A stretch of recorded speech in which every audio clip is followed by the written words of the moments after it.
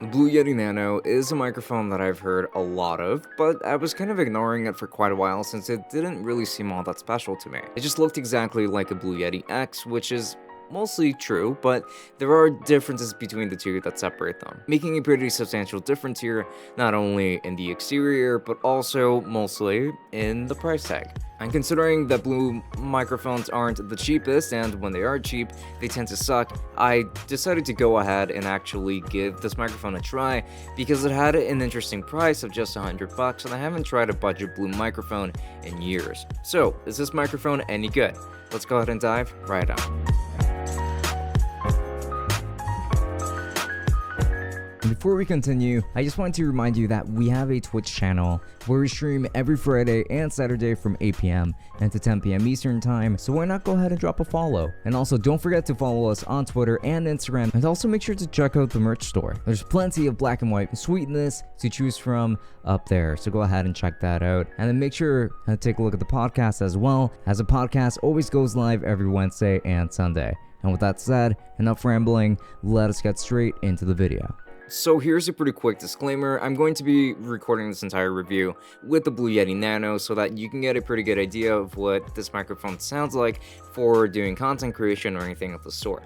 I'm also going to be streaming with it later tonight at 8 p.m. Eastern Time, as in like the same night that this review comes out, so that you can get a pretty good idea of what it sounds like to stream with it.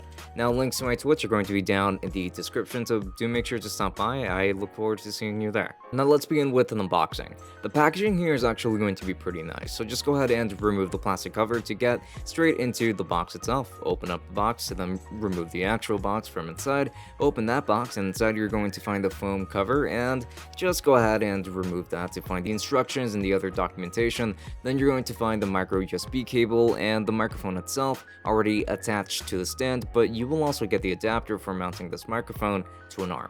The exterior design of this microphone is going to consist of metal. This is going to be pretty much identical to the Yeti X in a lot of ways, though it is much smaller, of course. I actually like the design, as it is a cuter microphone if I do say so myself. It is still pretty well built, and the stand is still pretty strong as well. There's going to be heft to the overall package because it does feel pretty solid, but this is still a pretty light microphone, and it is lighter than it looks, trust me.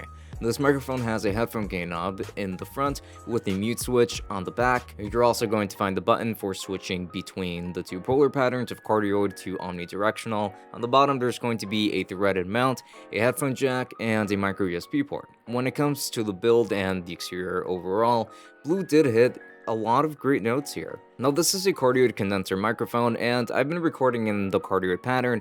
It has a frequency response of 20 Hz to 20 kHz and is addressed from the front, just like this. And one thing that I've grown to appreciate about Blue microphones is the fact that Blue gives you free software called Blue Sherpa to use with it that includes an EQ, and it is going to be pretty streamlined EQ that still gives you a lot more customization than you might expect. Things like a high pass filter, noise reduction, noise gate, de-esser, compression, and a limiter as well.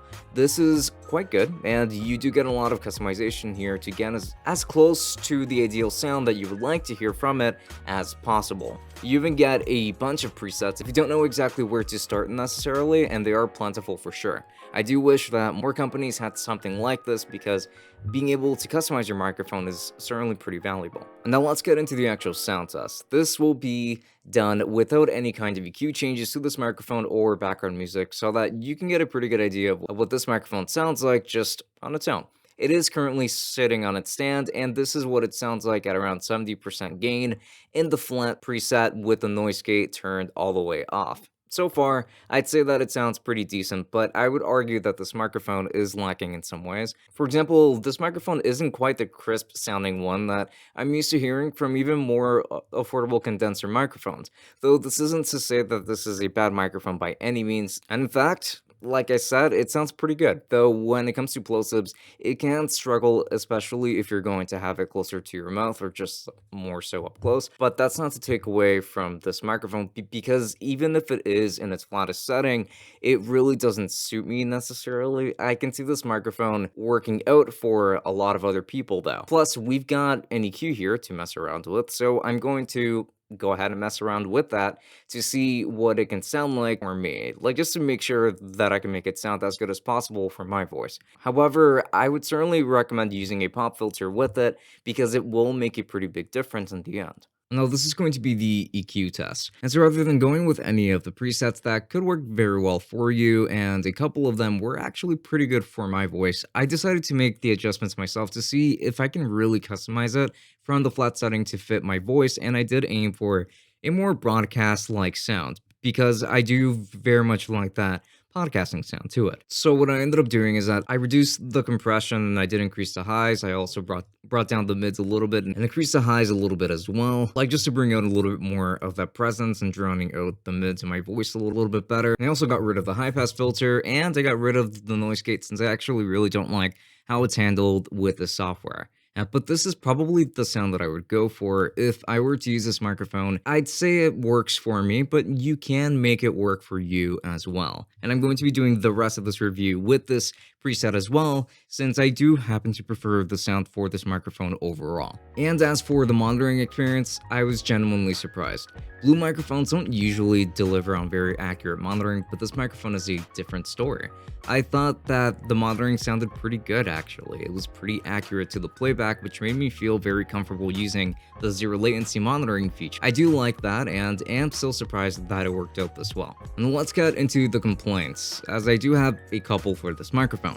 For one, this microphone does get pretty noisy and it doesn't feel very adjustable from a gain perspective because there is a pretty big difference from 60% to 70% and so on. So there's definitely a hard limit for how much this microphone can record while it still sounds clean and audible for that matter, and before you start peaking, and with as little distortion as possible. I do wish that there were physical volume knobs for the microphone gain the same way that there are for adjusting the headphone gain.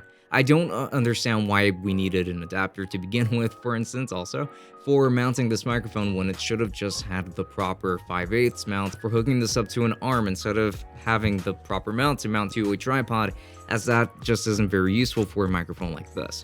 This is pretty ridiculous because there's plenty of room already on the bottom of this microphone to facilitate that. This mic came out in 2018, so the fact that it uses micro USB instead of USB-C is frustrating. Micro USB is one of the flimsiest connectors ever, and I experienced some connection issues as well when just adjusting the microphone on its stand, as it would often just disconnect if I were to adjust it at all, so that was pretty frustrating. Also, plosives are still rather problematic on this microphone, but that can easily be resolved with a pop filter, if anything. And that's about it. This is a pretty good microphone, and I do appreciate a lot of things about it, such as the overall build, the aesthetics, the sound, the software customization aspect, and a headphone jack for decent monitoring as well. For 100 bucks, I can think of other microphones that sounds better in general for even less, and that work better for my voice specifically. But this microphone can be customized in ways that those other ones can't, and that headphone jack is pretty valuable if you always want to make sure that you're getting the audio that you're trying to get, which a lot of these other microphones will lack. So you can definitely make it work for yourself, so it is still worth 100 bucks, in my opinion, and I can recommend it if you're looking for these things in a USB microphone. So yeah.